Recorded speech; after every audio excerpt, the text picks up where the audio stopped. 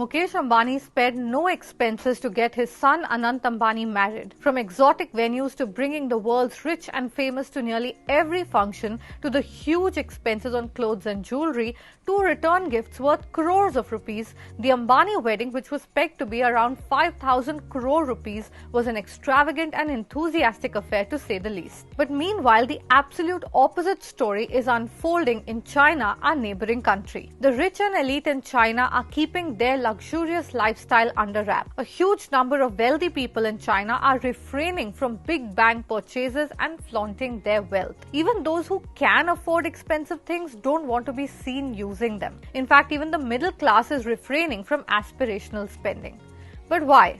Because China is facing an economic slowdown, because of which Beijing is cracking down on displays of wealth. According to a report by Bain, China's economic environment is undermining consumer confidence, because of which they are not spending money. And because the aspirational class is unable to spend much, the political stance of Xi Jinping and the Chinese Communist Party is playing a role in a trend called luxury shaming.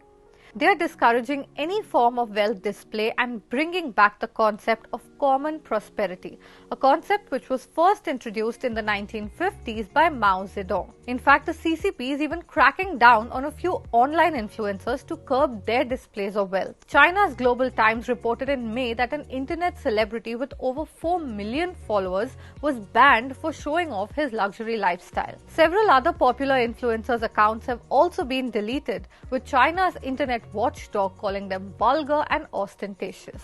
As of now, there is no directive from Chinese government, but yes, the theme of common prosperity is very public, and the kind of actions the Chinese government is taking specifically for big giants like Ali Cloud and all, what happened to their giants or billionaires if they are not aligned with Chinese government and their vision. So they are facing heat from the government, and there are numerous cases like that. So that has caused a kind of apprehension or fear among the wealthy community in China, and that's why they wanted to keep a low, whether it's China or Hong Kong including. So I think there's no public thing, but yes, the kind of actions or the past initiatives by government specifically about prosecuting these billionaires, downsizing their orders from government size, whether it's Alibaba, Ali Cloud or Ant, and also downsizing some of their PR initiatives, and giving more orders to SMEs from the government side. So overall, this is an indirect messaging which Chinese government are doing. So hence, even the wealthy don't want to show anything off. Luxury shaming is not a new concept. It's similar to what happened during the 2008 financial crisis in the United States, that even those who could afford luxury products, they didn't want to look like they were spending a lot. And because of this, what's happening is that the sales of luxury brands are being hit, and they're being hit hard.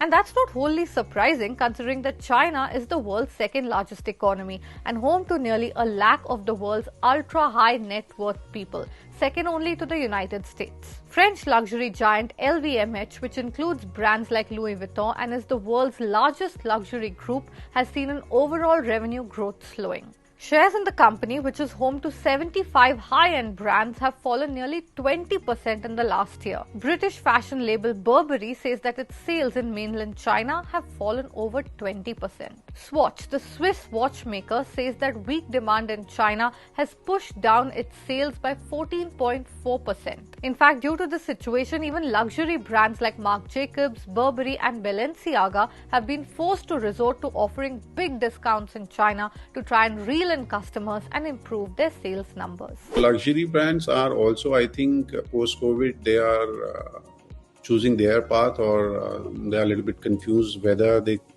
keep spending or focusing on their elite customer post-COVID who are ready to pay what they are charging, or to expand their user base by giving discounts. And because of emergence of digital marketing, that expansion can possible in eastern region, especially in China's remote areas also. So I think it's a mixed strategy from luxury items, But yes, we have to wait and watch which strategy work. Like if they expand digitally by giving discounts, whether they are able to attract more overall buying from the Chinese and other communities, or the brands who don't want to dilute their brand value by any kind of discounts and keeping the super luxury tag with them, as you mentioned by of LV. So I think we need to wait and watch. These are the market strategy played by various brands as per their own internal assessments. China is a key market for these luxury brands. Between 2017 and 2021, China's luxury market tripled in size. While COVID curbs led to a sharp decline in 2022, sales picked up again due to revenge spending. But now that effect has worn off. Consumer spending is down, and due to the economic uncertainty in the country, people either don't want to spend, or even if they do, they don't want people to know about it. So hope you found this video informative. For more such content, stay tuned to Mint.